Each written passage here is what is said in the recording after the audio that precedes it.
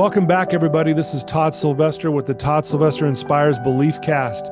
Thank you so much for listening in week after week and for all your support, and most of all, for believing in me. That means more than you know. I need to thank our sponsor, Veracity Networks. Thank you for believing me as well. And you have been a huge part in moving this Belief Cast forward and getting it to many ears. So thank you so much. And I also want to thank all my previous guests. They're amazing people who are doing amazing things. And today's going to be no different. I'm so excited to have Shaun Parry on our Belief Cast today. Thanks for joining us, Shaun. Woo, it's great to be here. Thank you, Todd. Yeah, you bet. Well, you guys are going to love Shaun. A little background on Shaun. Shaun is a performing artist from New York City. He has taught and performed and choreographed or directed in Japan, Greece, Costa Rica, the Caribbean, Italy, Canada, Switzerland. I mean, the list goes on, basically everywhere. His career spans from Broadway to Off-Broadway to Metropolitan Opera and more. I mean, and I'm not even, getting close to all the things that he's been doing. He has a wonderful foundation, nonprofit foundation called Promethean Spark International. It's a nonprofit organization that does life coaching for extremely impoverished youth worldwide. And you guys, I can't wait to hear more about this because this is incredible and it's so needed in our world today. He has a heart of gold.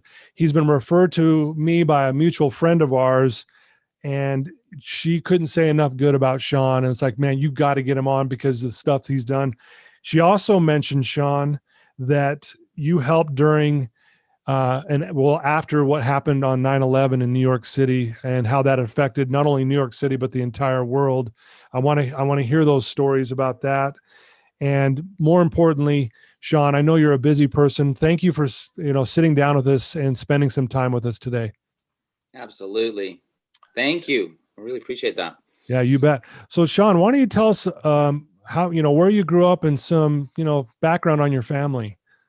Yeah, the foundation, right? Yeah, that's yes. I just want to say I appreciate that you do that because that's so important. So many people just dive right in and tell us about your career and about right. your, whether it's conversation or interview, but going back to the foundation is so powerfully important. My family is everything to me. Yeah. And I can't even really talk about my family without getting a little bit emotional because they're just so amazing. Let's see here. We can still hear you. You can hear me. Great. Yep. we went out for just a minute. Okay, good. So I have 10 siblings. I'm second of 10. Okay. And we span basically the gamut of from like literally every part of society. Like right. I've got wonderful brothers and sisters who have served as missionaries and served in capacities as bishops and Relief Society presidents and heads of their own corporations and such as right. massage therapists, veterinarian, and all the way to brothers and sisters who were on drugs for quite a while and had to go through years and years of drug rehab and struggled just to survive and keep their lives together. And luckily are doing great now are really doing wonderfully. And honestly, they would agree with me. It's because the family just had unconditional love, was there to support, didn't judge and say, you've made bad choices. We don't accept you anymore. No. Yeah. Open arms. We love you. Yeah. We don't care what you've done. We don't care where you are. You are one of us. We love you. So like I say, just some of the most amazing people on the earth. And I'm so blessed to be a member of a family like that. Right. Wow. You may have just said it, but where do you fall in the pecking order? Are you like in the oldest, middle, youngest? I am second old. There's 5 boys and 5 girls, and I'm the second oldest. Oh, right. Yeah. Right on. How was that with that many siblings around growing up? I mean, that had to have been probably a lot of fun. Both ends, again, both ends of the spectrum. And there was a lot of great fun, wonderful times. I have so many good memories, and Yeah. rip your hair out and scream. Yeah. Yeah. Right on. Where did you grow up? Did you grow up in New York, or did you grow up back here in Utah, or? Actually, Mesa, Arizona. Oh, okay. Yeah, that Yeah. was my stomping grounds through high school, and then right after that, I served as a missionary for the Church of Jesus Christ of Latter-day Saints, a Okay. two-year mission in Japan, and then came back and went to college, went to BYU, and graduated there, and from there ended up hopped around just a little bit, but within the next 2 years was in New York, and I've been here ever since. Ever since. So when did you start like realizing and knowing that you wanted to be like an actor and a singer and a dancer? And, when did that all kind of start taking shape for you? Yeah, that's a whole wonderful long story that actually is in the introduction to the book that I will be publishing next year. So Right. yeah, it's And called you're Auditioning for Life. It's nice. this is the more fleshed out version, but Okay. basically in a nutshell, I wasn't planning on going into the arts at all. I thought they were cool. I Right. liked to sing in the high school choir. That was it. I wasn't planning on doing any more than that. Right. And so but it was a very difficult decision. I 100% was headed into the medical profession.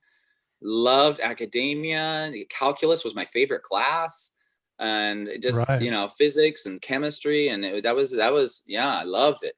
Um, but yeah, it was a 339 zoology 339 professor that turned me on. I Oh, don't even remember his name, but he was really? very inspired, Uh-huh. and he said, I see that you are a zoology major and you're going to become a doctor. You're going on to med school. I see that pre-med. Uh-huh. Um, you may want to change your major if you want to work with people and not research the rest of your life. So your personality tells me that you want to be with people and not in the books all day, every day.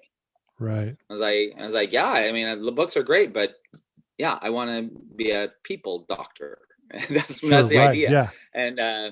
And he said, well, change from zoology, change it to something else.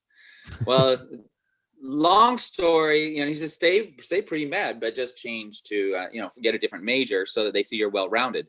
And well, long story short, I ended up being a triple major, music, dance, theater, Okay. pre-med. Wow. And so it's quadruple major, basically. Yeah. It was killer. I took over 20 credits each semester, and got 3 to 4 hours of sleep every night, and did it for a good amount of time. But it just about killed me, and I realized Sure. I can't do this. I have to make a decision. And of course, I'm gonna make a decision. I'm gonna be a doctor. That's what I planned on since I was yay big, So Yeah. Right. Yeah. I always ask the Lord for advice and for guidance, spiritual confirmation for things that I'm doing in my life, and this was no different. And I said, okay, I'm gonna drop out of this stuff, switch it over, and I'm gonna go forward with the medical, but I need to step away from the intense arts stuff. As much Right. as I enjoy it, it's not what I'm going to do for my life. And I prayed and got zero answer. Like, just literally, I don't know if you know a chorus line, but the song, she says, I felt nothing. That was me. I felt nothing. I was just like, what? Right. Okay. So then as I moved, I said, I need to have faith. I need to move forward with this. And so I, took the steps forward toward that, so that, God knew I was serious and moving that direction. And then I received my witness after I stepped forward. And it just Right. got darker and darker and harder and harder, and like so much anxiety. And so, and I was like, whoa, okay, this is going in the opposite direction. I'm not feeling peace. I'm not. And so, yeah, long story short, I had to switch things around in my heart, my mind, prayed Yeah. again, and got a very strong answer. You need to go into the arts Wow. and Okay. drop the other side. And I was like, what? You're like, I What? didn't want to Whoa. hear that. What is, yeah, yeah. I was like, that's not, okay. What kind of stupid, like, idiot auditions for a living and doesn't have a real job? And I mean, in my mind, that was my, it's like, you don't have a real job and you don't have any security, and you don't, that's a ridiculous way to live. No, Right. no, but I had received my answer. I could not deny it. So I followed, and I dropped the pre-med, didn't look back, and graduated with the music dance theater degree. And yeah, I am so glad that God knew how to guide me back then, because I definitely Yeah. would not have made the right decision. Wow. And it's amazing what that answer and that decision moving in that direction, what that's led to and what you're doing in your life and all the things you've been doing since then, right? Those little tiny decisions that just change the trajectory. And then, 5, 10, 15, 20 years later, you're in Yeah. a completely different world than you ever would have imagined or dreamed you could be in. Right. Wow. Well, I'm going to ask some a question I think maybe a lot of people might want to ask you, but maybe they don't. I mean, they'll obviously ask you about your career and all these things. I want to get to where, see, someone that performs like you do in front of people all the time, you have this confidence about you. And I wanted to ask you, when you were younger, I mean, were you this confident kid, or did you have to grow into it? Did you have to cultivate it, or is it a little of both? That's an interesting question. I love that. I was a go-getter. I'll definitely put it that way. I was Okay. very, very much lots of personal initiative. If I wanted to accomplish something, I would set out a plan. I would go for it. I would do it. I had an intense inferiority complex. Okay.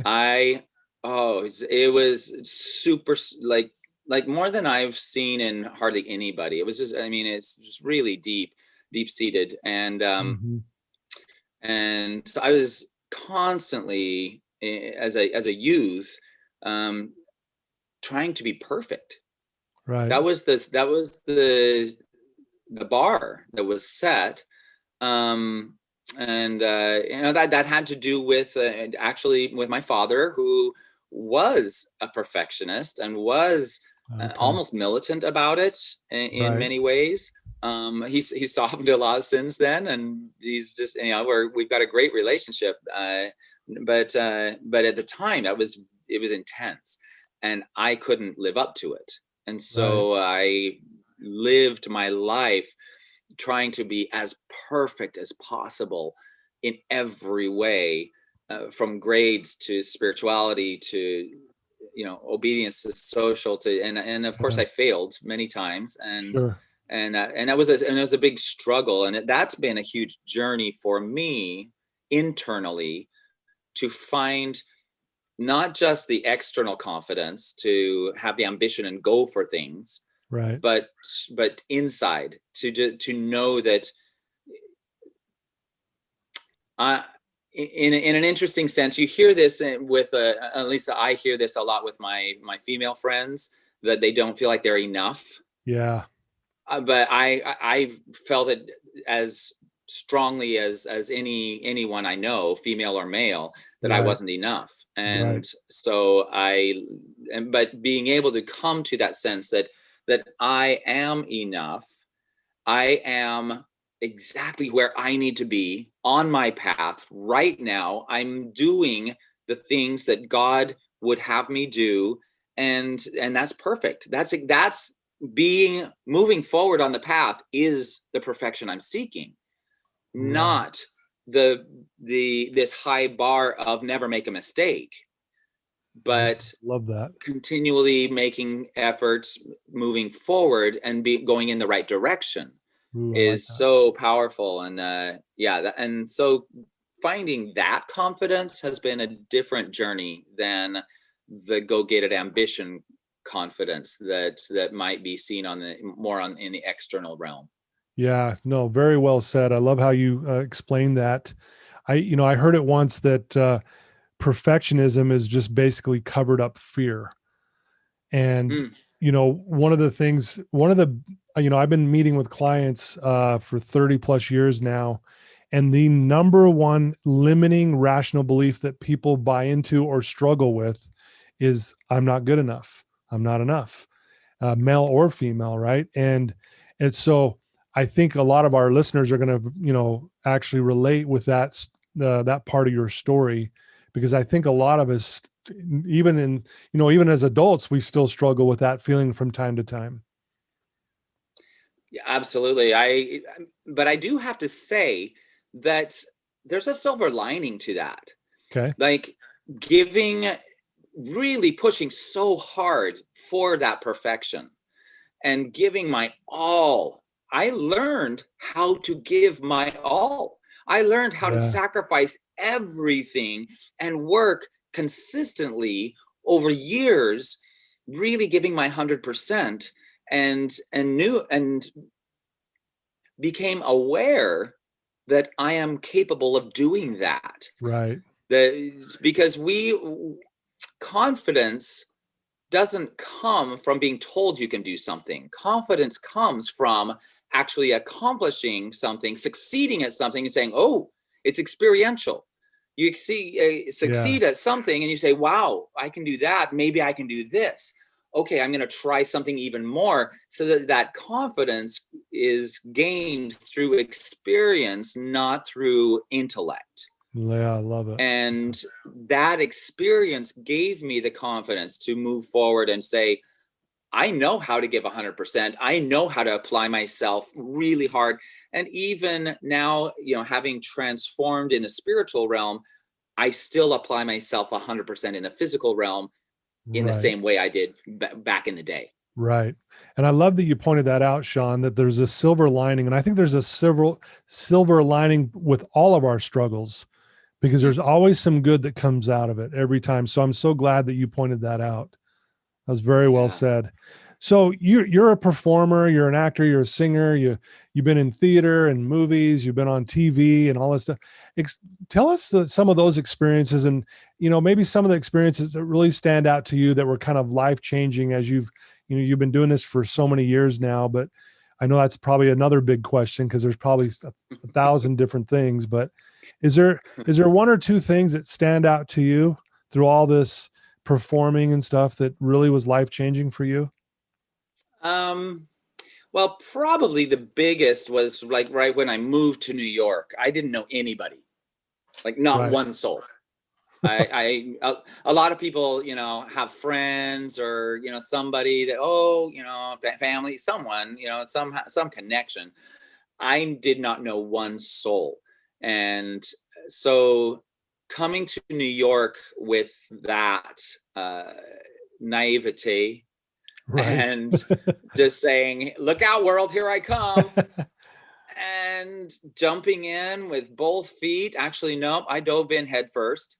That was again, some of the most intense physical exertion days of my life.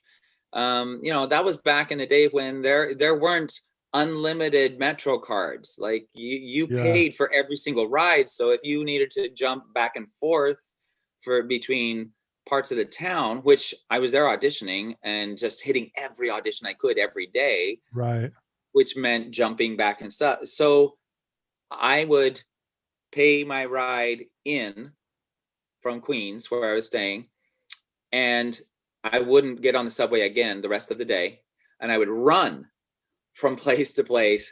I averaged easily over 100 blocks every day. Wow. Running from different places for either classes or auditions or whatever. And then at the end of the day, as it got dark, and I'm fully exhausted, having literally beat the pavement Sure. all day long. Man. You know, aching back, I get on the subway and head back and sleep and start over again, and did that week after week, and that paid off, and I was able to audition for the first year and a half of my work during the first 3 weeks, and which eventually panned out for my first year and a half of work, it was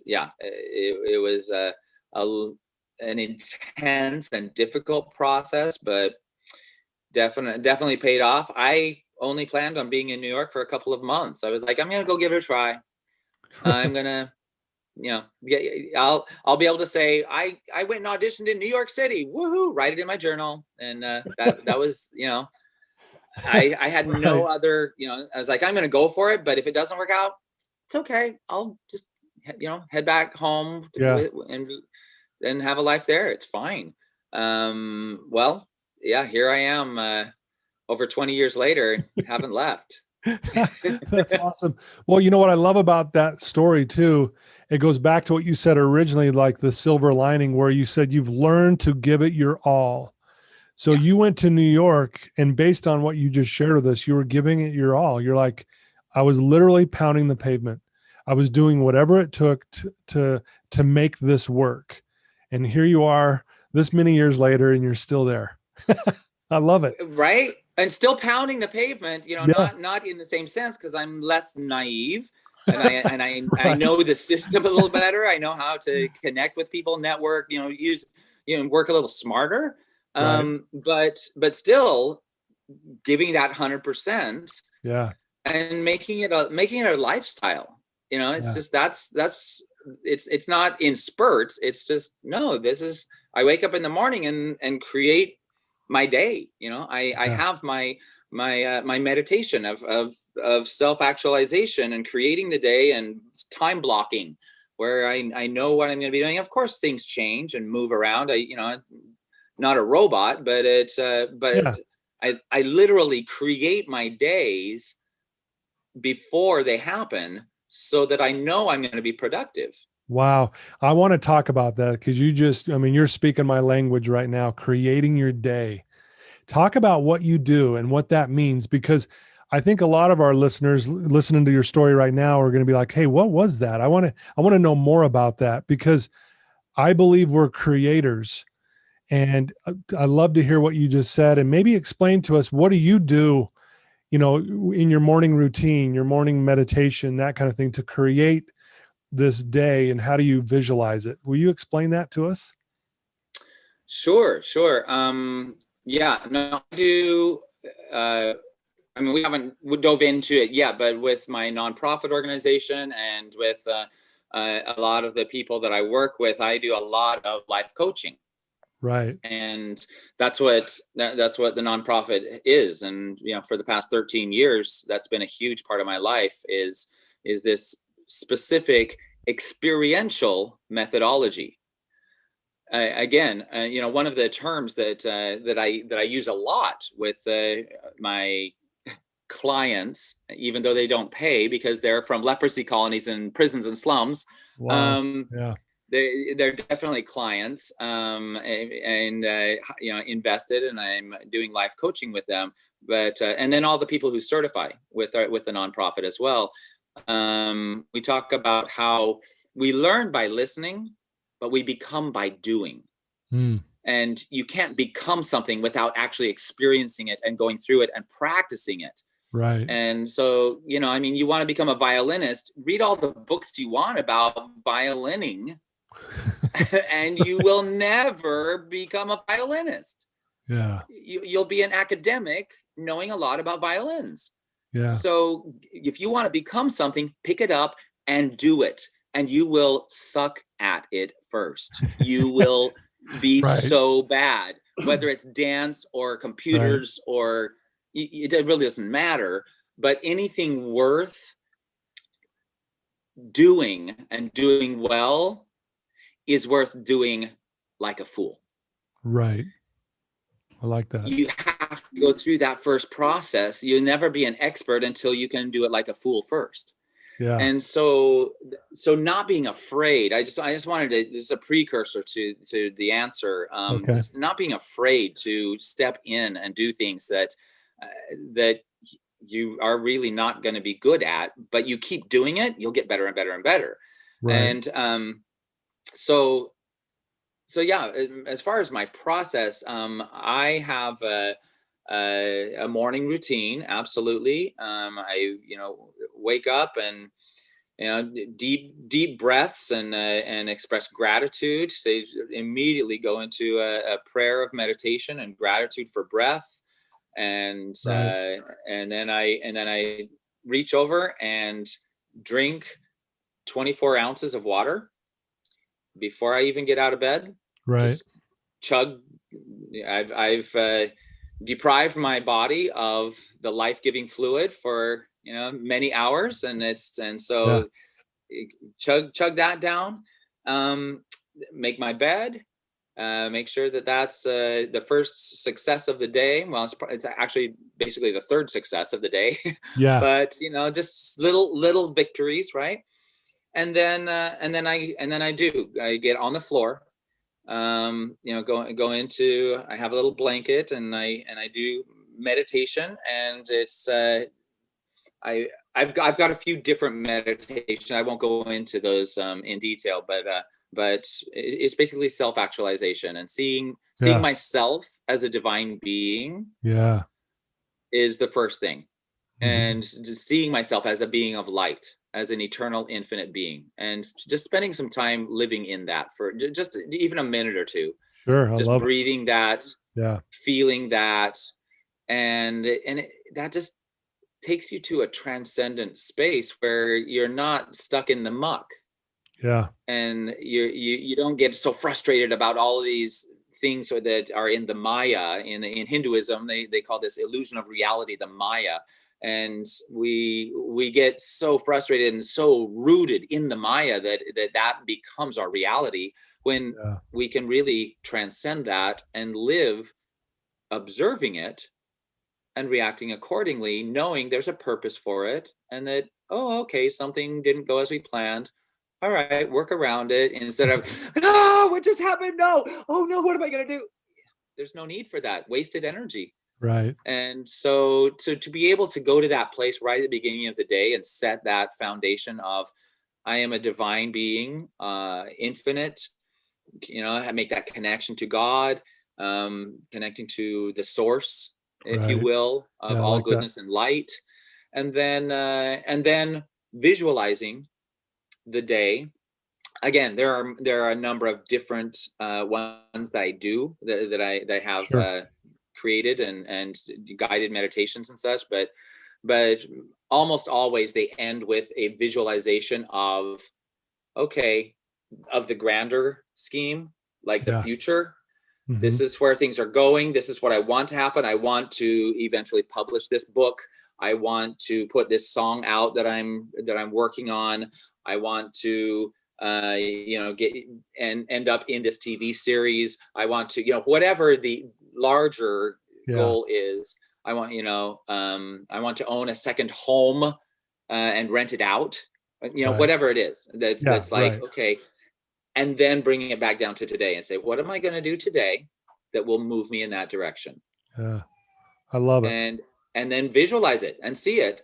Say, okay. And then I take my planner and just block it out and say, okay, this is when I have to be at this interview. I have to be at this audition. I have to be at this. Now, what am I going to do in between those?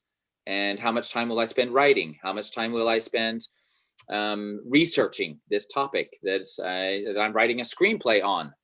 And I need to know more about it. So I'm going to take time to, so it's, literally time management aimed at the goals, for the grand goals, and of course then the short-term goals. Yeah. Love it. Very well said. It's, you win the first hour of the day, you win the day. And so that's really what you're doing there.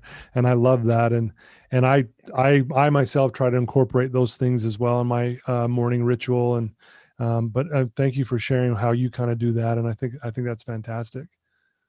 Cool. You bet. Yeah. Yeah. So why don't you tell us, let's talk a little bit more about your nonprofit foundation. Tell us why how that came about and exactly what you do and what's the mission of your foundation. Okay. Yeah. This is so weird because I feel like I want to ask you questions and like be like, so tell me about this, Yeah. as I'm talking, the life coach comes out and I'm like, I want to know more about you. We'll have to talk after this. We'll talk after, yes. Because I need to get to know more about you. Sure. So yeah, Todd Sylvester, who are you? So nonprofit, it's called Promethean Spark International.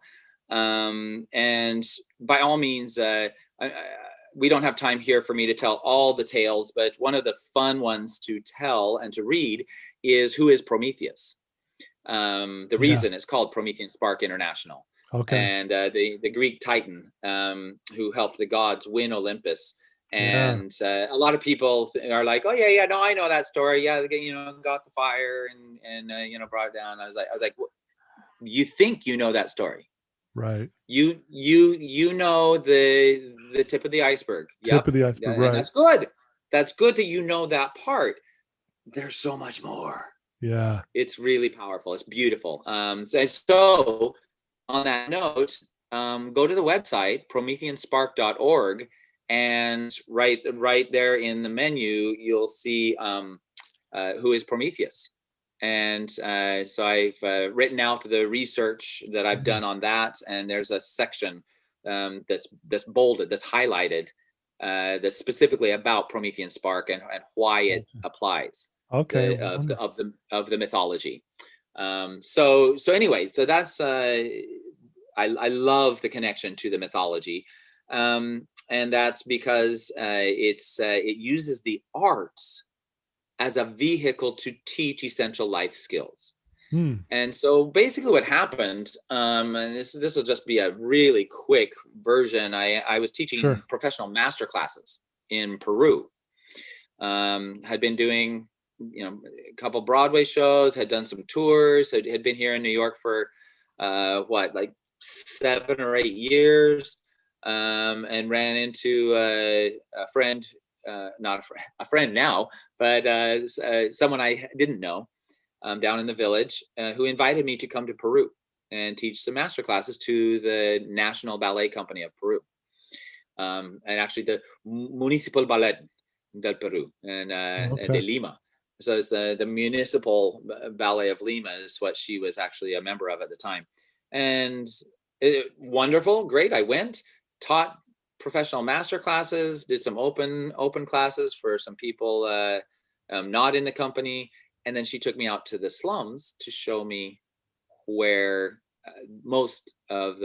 how most of the people in Peru lived.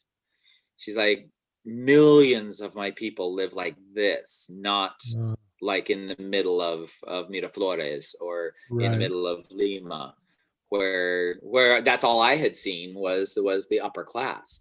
And so she's like, you need to see more of Peru. And so it's a full long story, but we ended up connecting with some young men out in the slums, and I agreed to stay and teach them for another couple of weeks. And they were self-taught, like gymnasts, break dancers, whatever, just in their backyard, out in the dunes in the backyard. And so I said, but yeah, I mean, I'd love to help them to, at least I can teach them some prevention, some stretching and some things so they don't hurt themselves so easily. And help them pull more professional level choreography together. That was my intention at the time.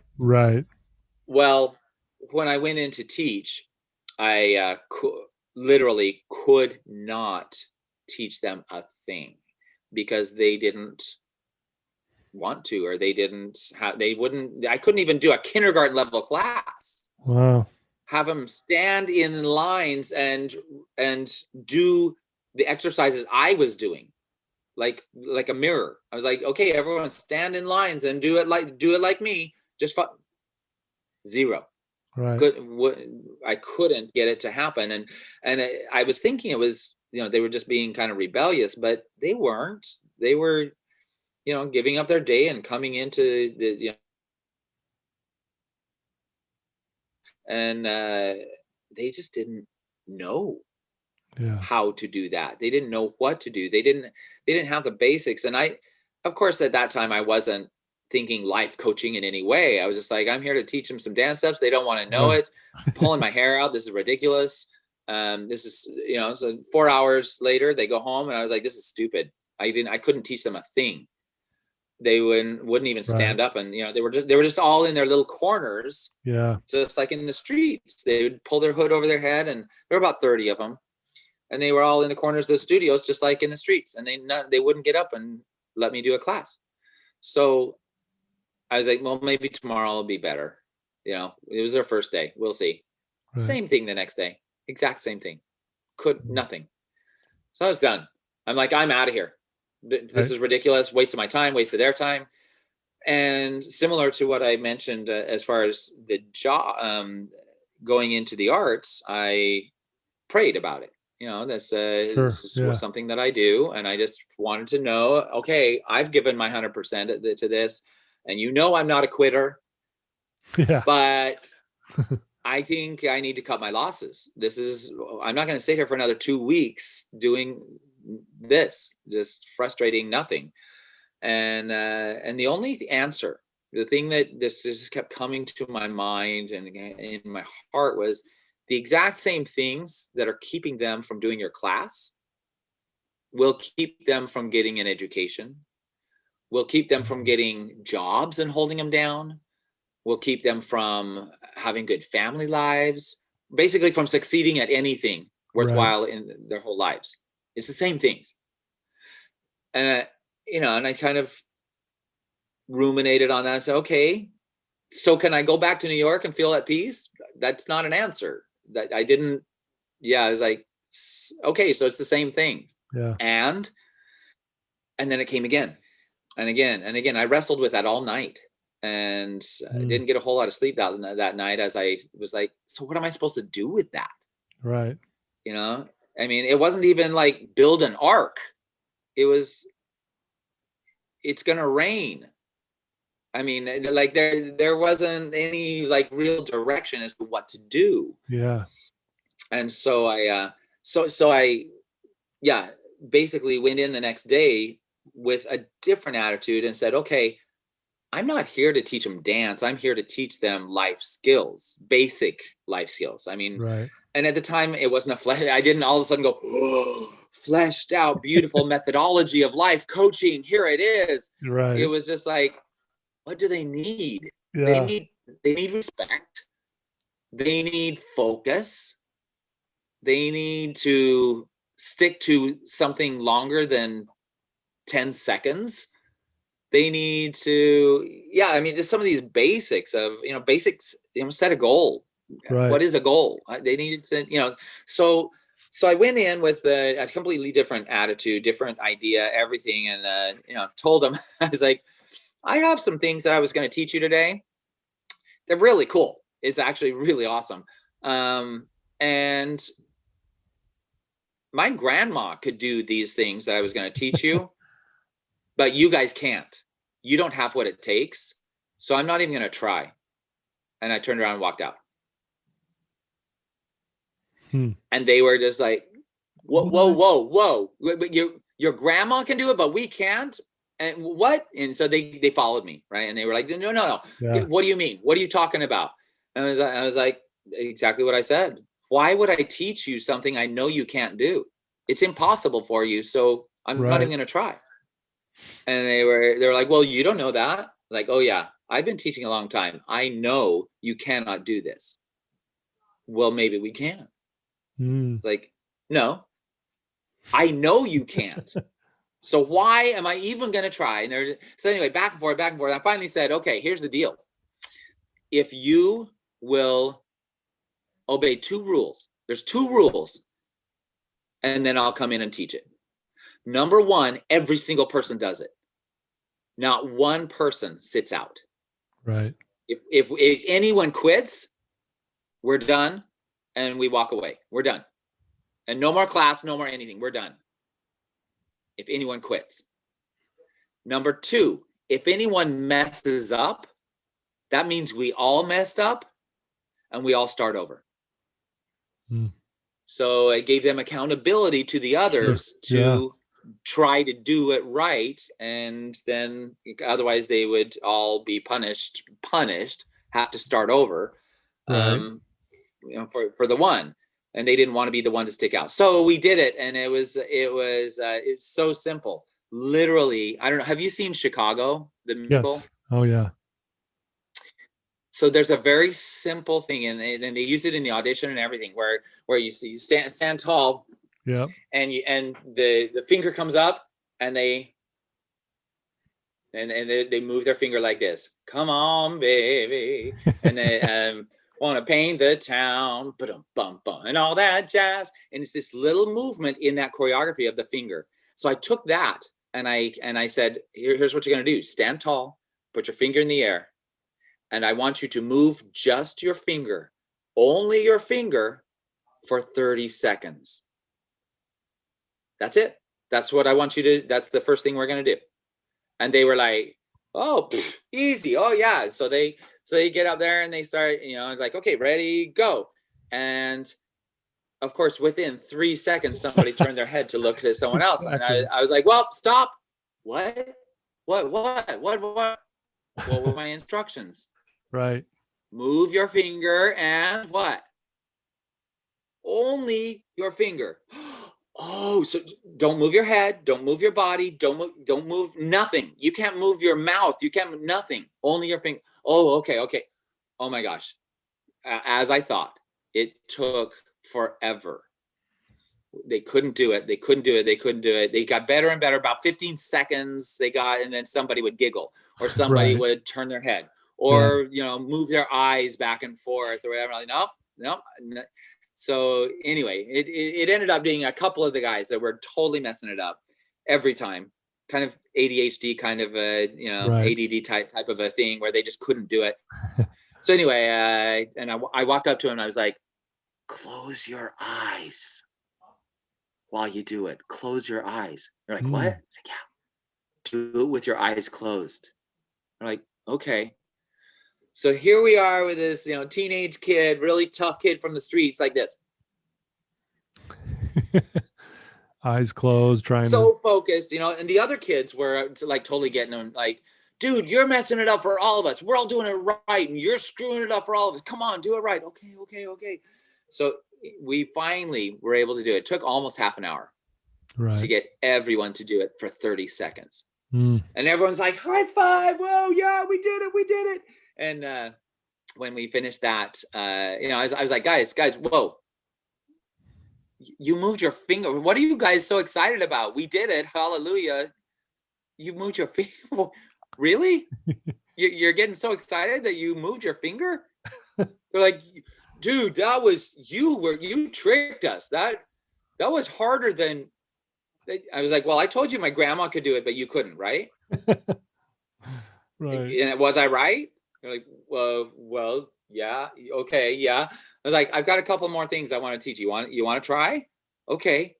So, and that started. I stayed for 3 months. Wow, that's awesome. Called my agent and said, this is really important. I need to stay here. And during those 3 months, started developing a methodology of life coaching, how to teach discipline, focus, goal setting, perseverance, respect, responsibility, all of these, you know, accountability, these things that we just take for granted. We're just like, well, yeah, of course, you have to keep going, otherwise you won't get it.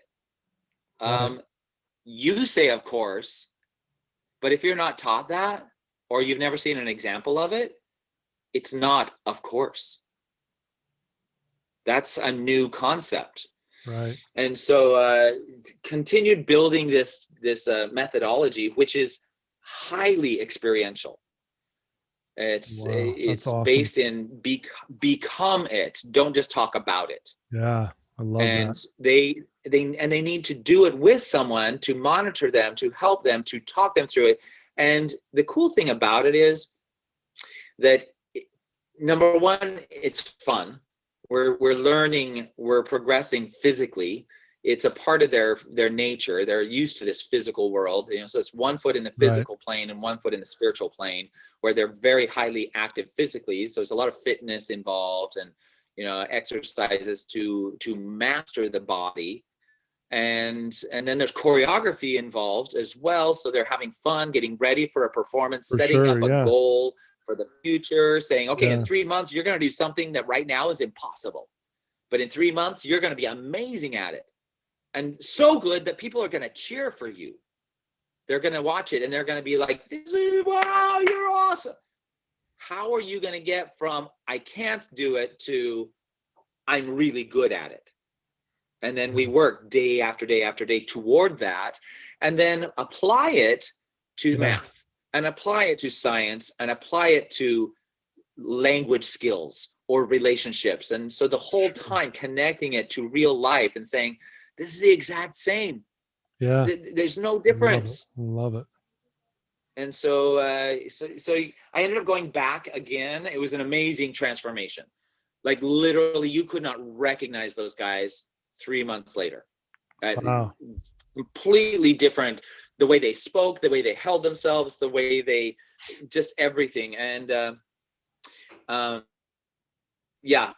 came back went back the next year, did another couple of months with them, honed the methodology and realized this has to happen more than this. This has to be all over the world. This is miraculous.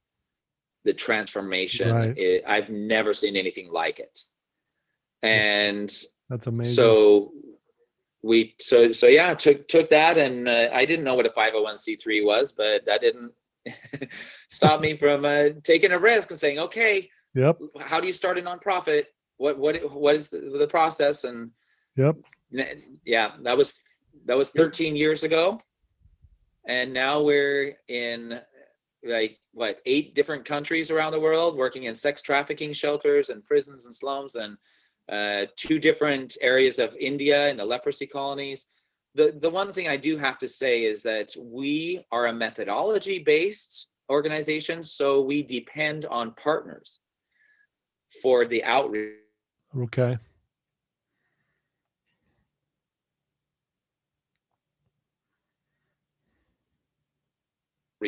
You froze. There we go. So the outreach to the youth and the children is dependent on locals, and that way we're not going in and being the American saviors walking in there and saying, we're going to tell you how to run your lives and how to be better people. It's like, no, let's work with this local group who does outreach to the leprosy colonies and has a school for leprosy affected youth.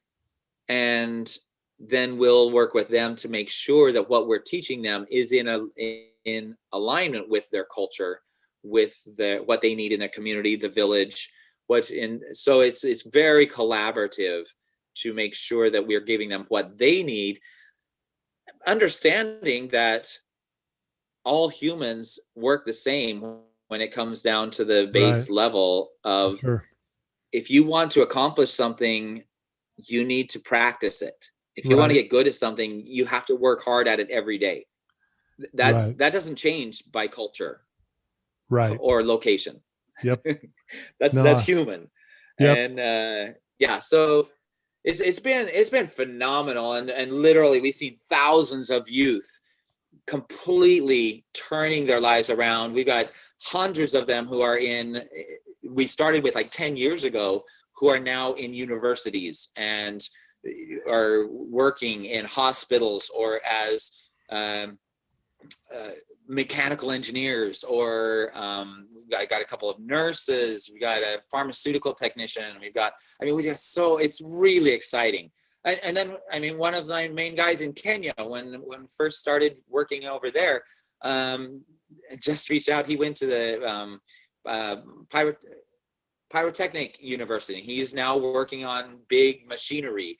And then the guy next to him, Moses, is now a Zumba instructor and a fitness coach in Nairobi.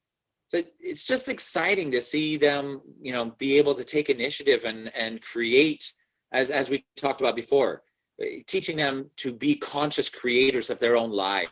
Right. Wow. That sounds amazing. And give them the tools to do so. Yeah. Not just tell them you can, but then how? They don't know the how. Provide them with the things they need. Yeah. Yeah. Love it.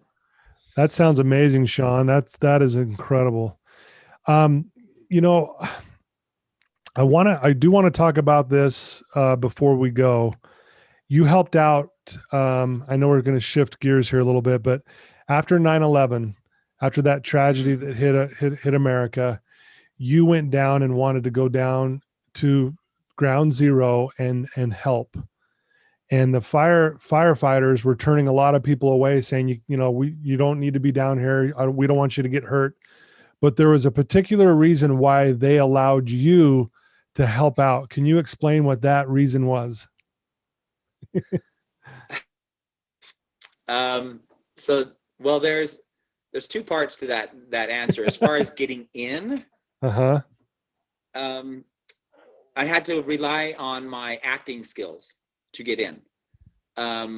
So I was actually volunteering at the Red Cross, helping organize things as volunteers came in and putting people in the right places. And then they, at the end, came mid-afternoon on the day of, it was on 9/11 in 2001. And they said, okay, go home, get some rest, and we'll pick it up tomorrow.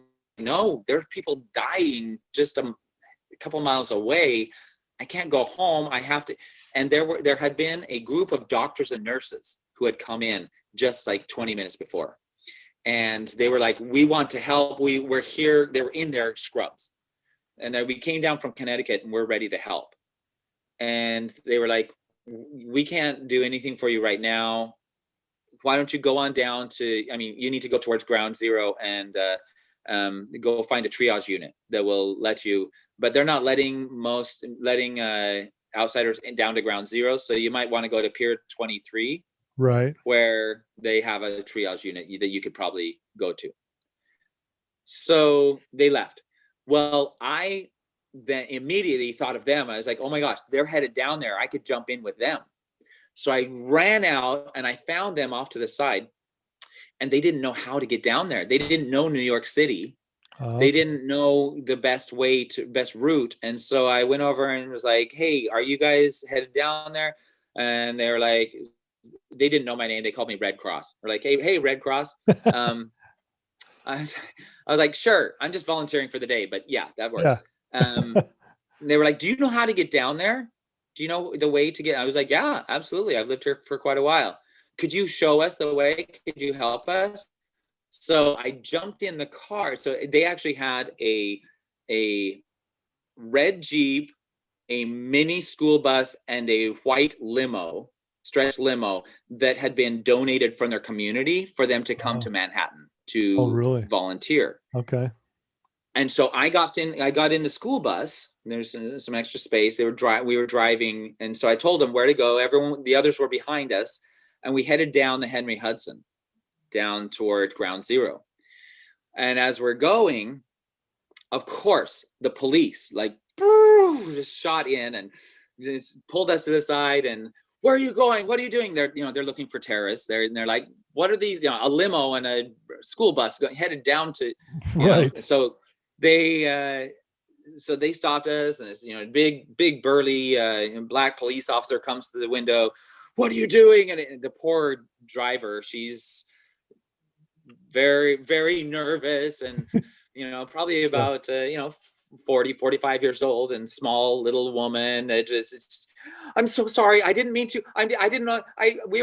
She's just like bumbling and scared to death, shaking.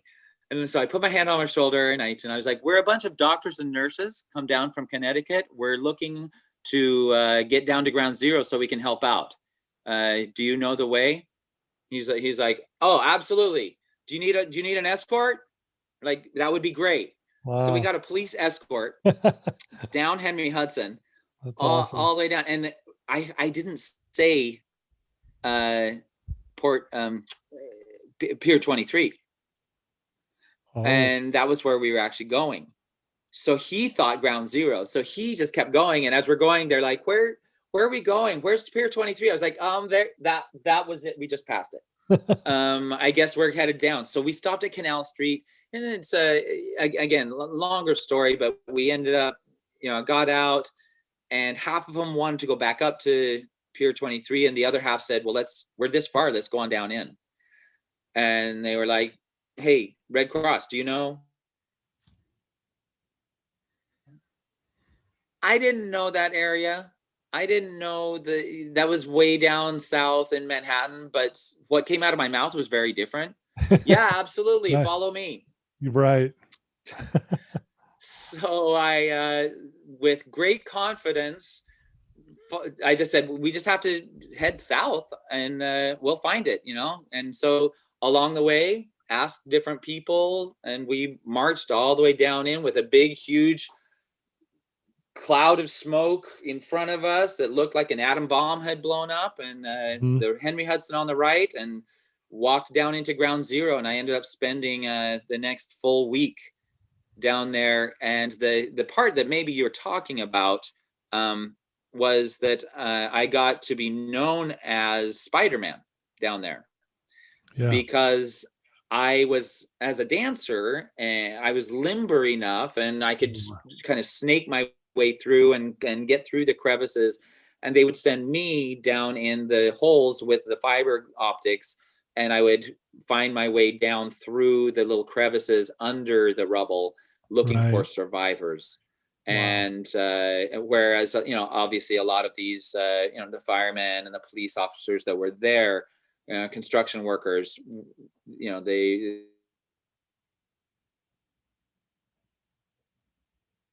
as I was. And so that was got to be known as Spider-Man during those days.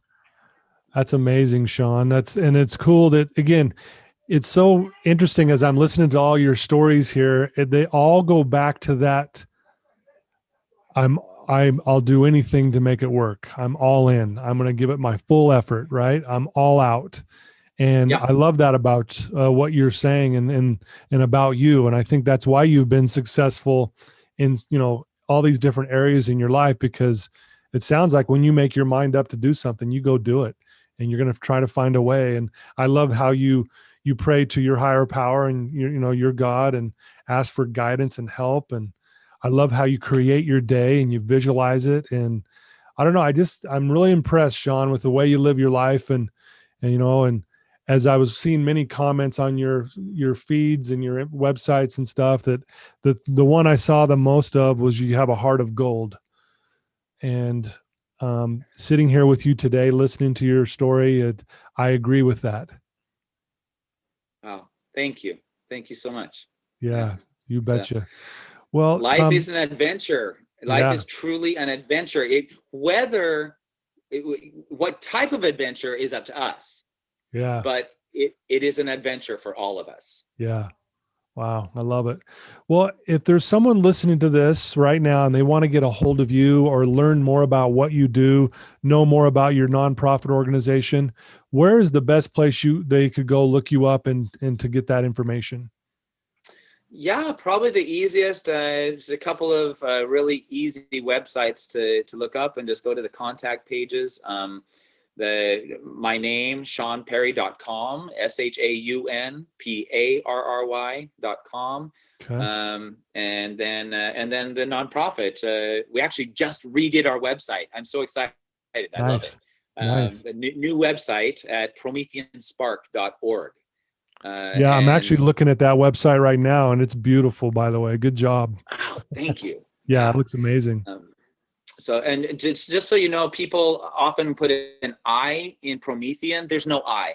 It's EAN. So PROMTHEAN Spark.org. And I just reach out, and of course we have Facebook and Instagram, Twitter accounts that you can find. But those are the locations that have the information that people might be seeking.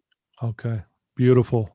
Well, Shaun, I can't thank you enough for spending some time with us today and share a portion of your life with us and your light and your energy and your love. And I've really been touched by what you've been sharing. And I know our listeners probably feel the exact same way. And I want to also thank our listeners for tuning in again today to listen to another amazing person. And, Well, so. thank you so much. And I just want to give a shout out to you. And is it Veracity? What is the Veracity Networks is the sponsor. Veracity Networks? Thank you so much for what you are doing, for what they are doing to make this possible. Because we were talking right before this, and I just feel like it needs to be said. Sure. On air rather than just privately, Right. that there's so much negativity in the world and so much tearing down and vitriol and violence and just fighting and we are being bombarded daily with all this negativity, and I love that there are people like you who are helping to bombard us with goodness, with the positive, because the more we can get that out there and counter that, we need a critical mass of positivity in the world so that we can raise our consciousness and move to that higher level. And I love that you are a valiant warrior in that effort. So thank you, Todd. Wow. Thank you for saying that. And I appreciate the compliment. And I'm grateful that we've been able to connect and that we're like-minded in that same thing. And I know you're doing the same thing. You're trying to spread goodness into the world. And I really do respect what you do and how you live your life, Shaun. Right. Thank you so much. You bet. Thank you. And listeners, there you go. Another amazing podcast, Belief Cast. And please share this with everyone that you know. And please reach out to Shaun and check out his websites and check out his nonprofit organization and, help him any way that you can as well. And let's do what Shaun just said. Let's bombard this world with goodness and light and love and energy. So till next time, man. Thanks so much again, Shaun. Thank you. Have a great day. You too.